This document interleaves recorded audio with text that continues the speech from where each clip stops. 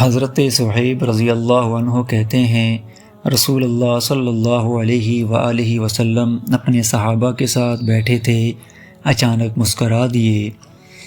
آپ صلی اللہ علیہ وآلہ وسلم نے فرمایا، کیا تم پوچھو گے نہیں کہ میں کیوں مسکرایا؟ صحابہ نے عرض کیا، اے اللہ کے رسول صلی اللہ علیہ وآلہ وسلم، آپ کس وجہ سے مسکرائے؟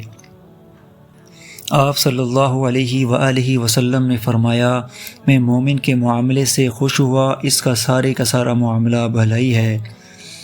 اس کی پسندیدہ چیز اسے مل جائے تو اللہ کا شکر ادا کرتا ہے اور یہ اس کے لیے بہتر ہے۔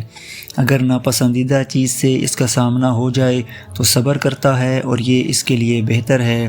مومن کے علاوہ کوئی بھی شخص ایسا نہیں جس کا سارے کا سارا معاملہ بھلائی ہو۔